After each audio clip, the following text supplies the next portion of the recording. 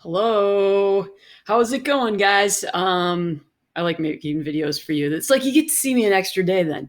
Like I said in my announcement, this video is optional for you guys to watch, but I thought it might just help in case you get stuck on the Chapter 9 third application problem. So it's, as I said in my announcement, hey, do you want to buy something you can't afford? I kind of feel like that's what installment credit is almost used for. It used to be that installment credit was only used for people buying houses and cars. All right. But now it seems like it's used for more and more things as we extend more and more credit to Americans. But yeah, you do figure out how you want to pay for things. I've seen installment credit offered on purchasing furniture, on purchasing electronics. I see it a lot when I'm, if you're looking at a TV or an expensive sound system or something like that. You also see installment credit offered almost everywhere else. I saw it on a website. I was looking at some boots the other day, and I was like, here's the price, or you can pay X amount every month for 2 years. And I'm like, they're boots, just buy them or don't. But anyways, so yeah, there's a lot of installment credit that's offered out there. In my announcement, I said, hey, open up the textbook, take a look at page 274 to 277. It explains everything very well, probably maybe better than I'm explaining things. But I'm going to go ahead and get my face off of the screen so you can see my PowerPoint a little bit better here. And let me just kind of zip through a couple of things, which I'll also talk about a little bit on Tuesday. Okay. But basically what installment credit is the ability to buy something that you don't have to pay full price for.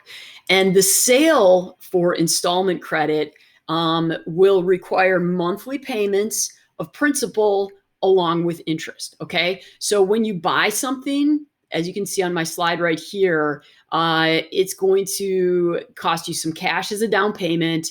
And then you're going to finance the rest of it. Okay. Now, another thing to take note of is that when you pay off the installment credit, you're not just paying off the principal, which is the notes receivable credit. You're also paying off the interest income. All right.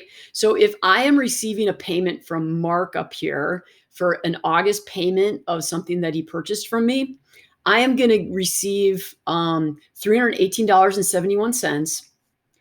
But that's not all going to the principal, the heart of what he owes me. Some of it's going to be principal and some of it's going to be interest income. And you might say, how did you find these two numbers? Well, I tell you what, the two numbers are found. And let me just kind of make this a little bit bigger for you so you can see it better.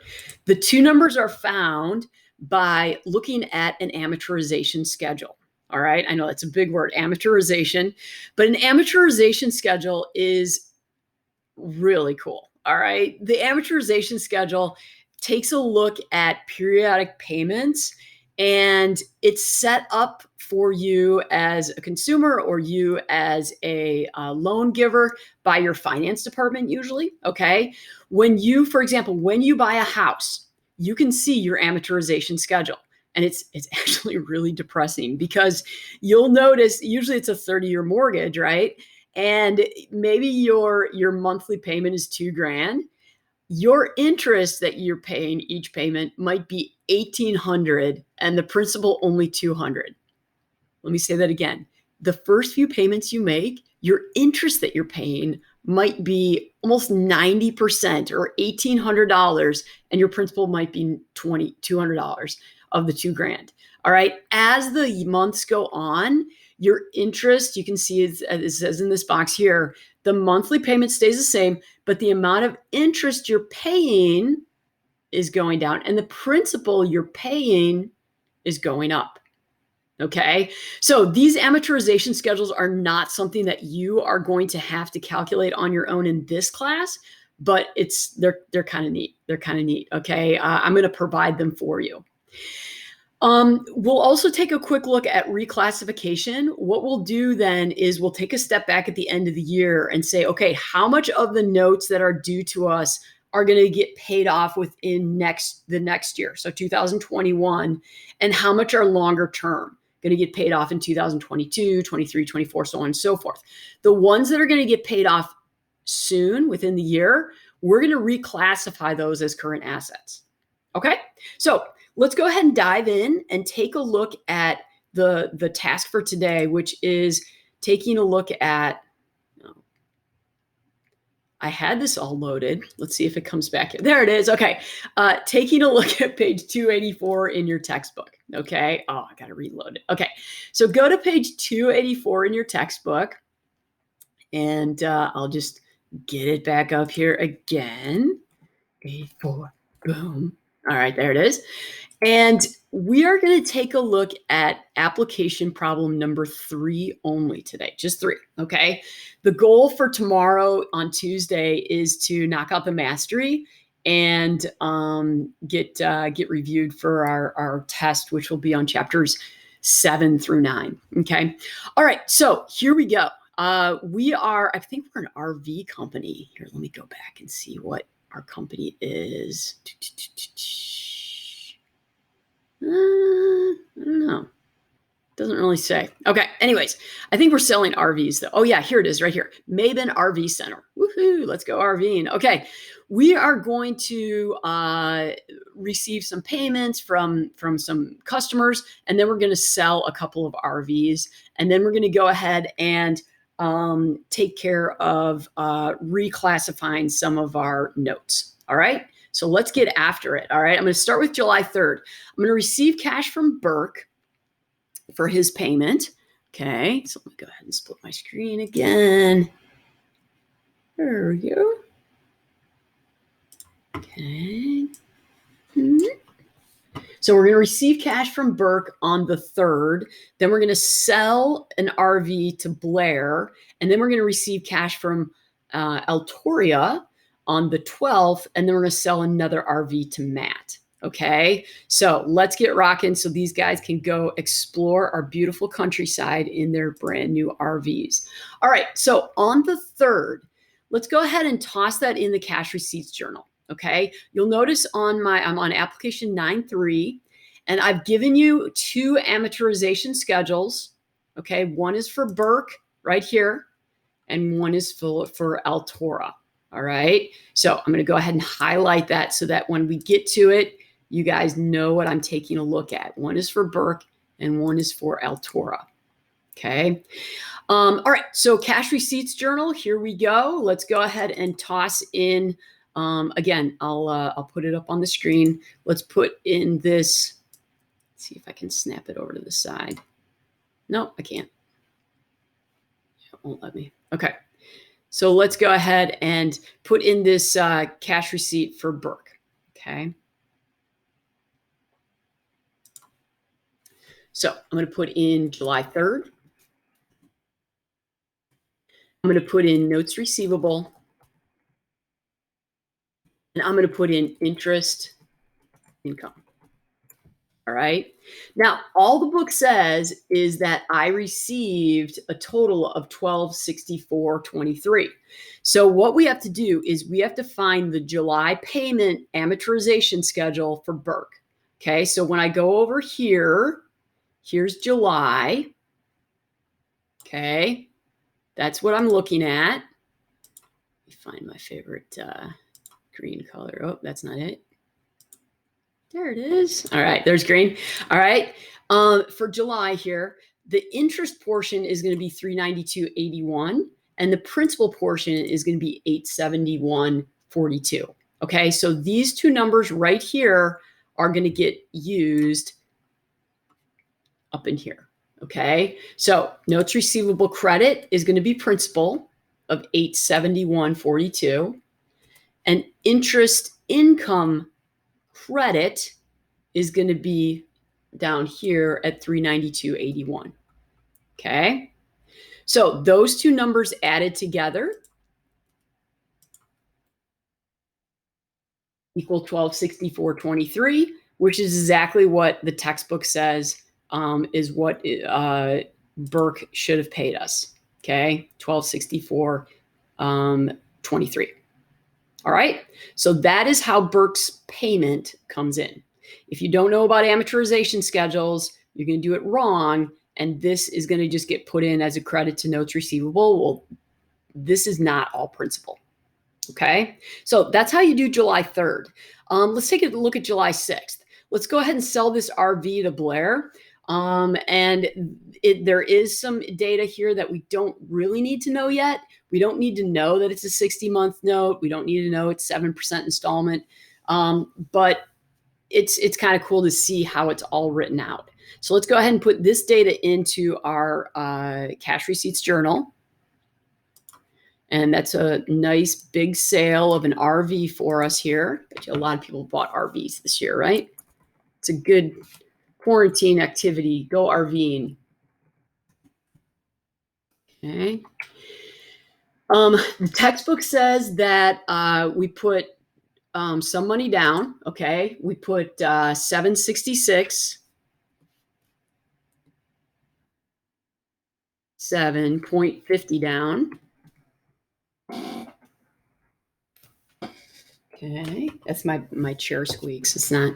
See, I can do it on demand. Okay, all right, sounds good there. And it also tells us that we sold the product, the RV for. Let's see, where's my sales credit? There it is, for $53,350. Okay.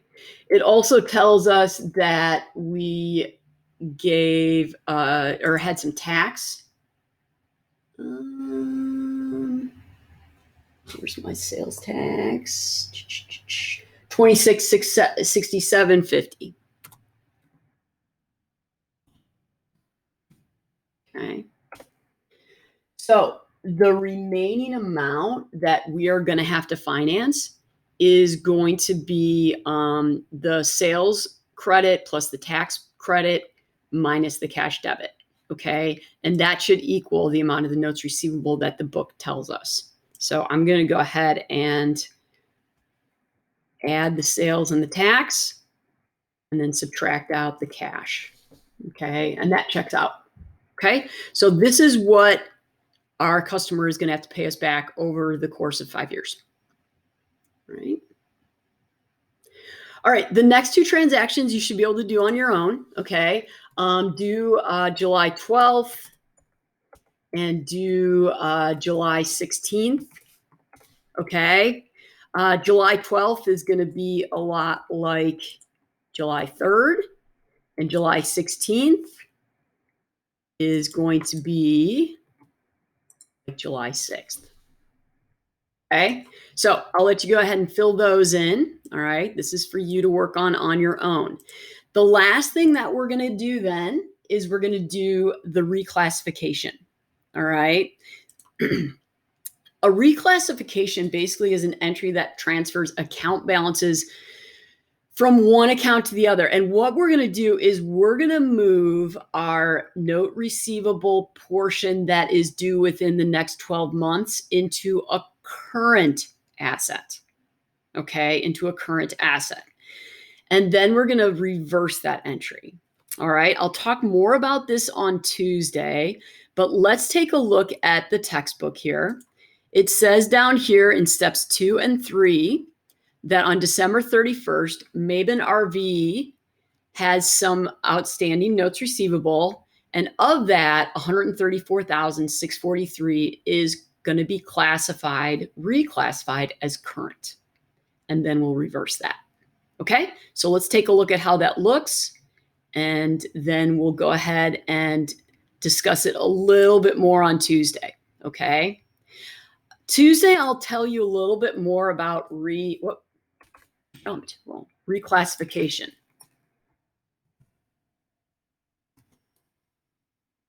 Okay. Reclassification entries are very similar to adjusting entries. We just, we call them reclassification though, because we're not taking any money out. We're just moving something from one account into another. Okay. Or not moving. Yeah. We're changing the name of it. We're reclassifying it. Okay. So we're not removing anything. All right, I'll stop trying to explain. I'll explain more tomorrow. So current portion of notes receivable. Whoa, off my home row. Current portion of notes receivable. And we're going to go ahead and credit notes receivable. Okay, that's going to be non-current. All right, so again, current means paid within the year. All right, so that's a little funky, but we'll check it out. All right, so the book tells us that current portion is now going to be 134,643, and the non-current portion, and we're going to take it out of the non-current portion. Okay. The next day, then we have to reverse that entry. All right, so the next day we're going to do a reversing entry.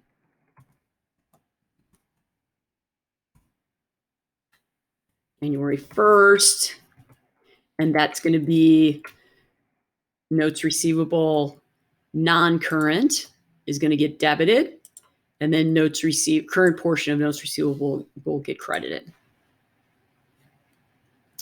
Pop that in there a little bit. All right. So this, again, we'll chat a little bit more about on Tuesday, but the reclassification is just making it well known that of that over $500,000 of notes receivable that are due to us, this is the amount that we can expect to come into to become liquidated in the next 12 months. Okay, and this is going to be super important for us to reclassify so that when we do some of our financial calculations showing our the liquidity of our company, we can get a really good, accurate check on things. Okay. So if you followed along with me this whole video, fantastic, but you're not quite done. You still have to fill in these up here. Okay. So fill in these last two transactions and I will see you on Tuesday. All right. Have a great day. Enjoy your Monday.